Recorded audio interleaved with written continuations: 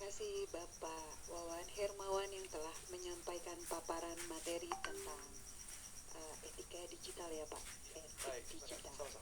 Etik digital itu perilaku kita di dalam digital ya Pak ya. Betul. Berarti banyak tuh ya Pak yang hoax yang dimana-mana dalam kita menyikapi eh, apa namanya yang namanya hoax itu benar atau tidak. Kita kan sebagai ASN nih Pak, bagaimana sih menurut Bapak untuk menyikapinya di dalam hoax yang ada? Karena kita sebagai seorang ASN, itu gimana Pak menurut Bapak? Oke. Baik, dalam dunia aparatur sipil negara, sebenarnya panduan dari kode etik dalam komunikasi ataupun dalam bekerja, setiap ASN sudah dilengkapi dengan aturan-aturan yang berlaku, terutama di dalam Undang-Undang Nomor 5 Tahun 2014. Kita mengenal fungsi kita ada tiga. Yang pertama sebagai pelaksana kebijakan publik. Artinya pada saat kita bertugas sebagai ASN, tidak ada kebijakan publik yang bersifat inkrah atau peraturan perundang-undangan yang tidak kita laksanakan. Karena pada saat seorang ASN tidak mau melaksanakan kebijakan publik atau peraturan perundang-undangan, maka dipastikan ASN tersebut tidak netral atau sedang melakukan politik praktis. Kemudian yang kedua, pada saat kita melakukan pelayanan publik, maka pelayanan termasuk ketika kita menghadapi situasi-situasi yang berkaitan dengan penyebaran berita-berita bohong dan lain sebagainya. Kita semua juga harus bertugas membantu pemerintah untuk menghalau setiap kegiatan-kegiatan yang bersifat pemecah belah dalam bentuk disintegrasi bangsa. Dan yang ketiga yang tidak pernah kita lupa adalah fungsi kita yang ketiga sebagai aparatur sipil negara, sebagai perekat dan pemersatu bangsa. Tentu ini menjadi sebuah standar yang paling harus kita pertaruhkan. Karena di dalamnya tentu selain sebagai aparatur sipil negara, kita juga sebagai warga masyarakat yang mengimplementasikan nilai-nilai bela negara, nilai-nilai kebaikan, dan nilai-nilai agama dan aturan-aturan yang ada di setiap negara kita.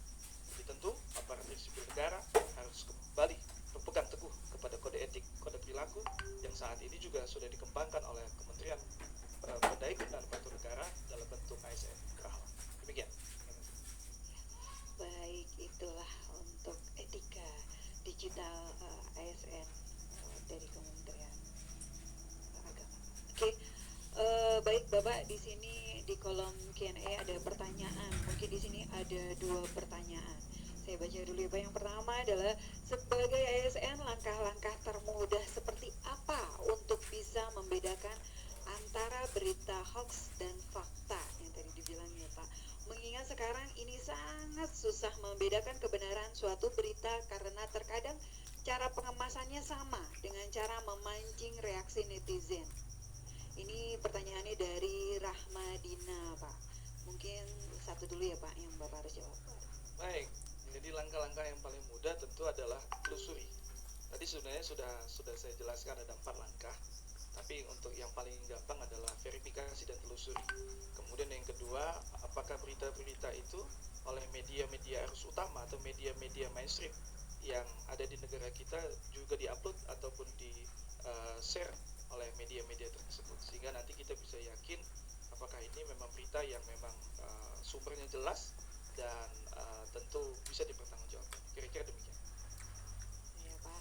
Oke, ini kita lanjutkan kepada pertanyaan yang kedua. Apakah kita boleh mendukung aktif calon anggota DPR nih Pak dari salah satu partai tapi tidak dalam posisi bermedsos? Ini pertanyaan dari Abdul Basit. Apalagi sekarang ya Pak udah mendekati nih Pak. Nah, Tahun politik. iya bener Pak, tahun politik 2024. Nah, di sini apakah kita boleh mendukung aktif calon anggota DPRD dari salah satu partai tapi tidak dalam posisi bermedsos? Etikanya gimana? Iya.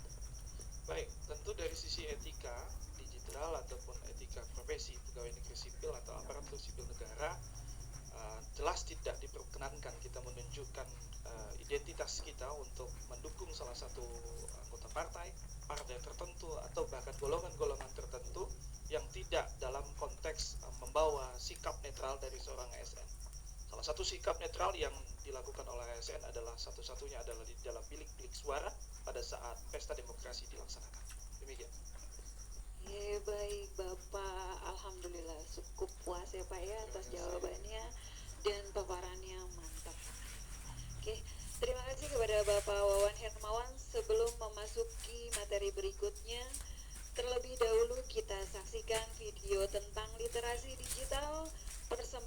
dari Kominfo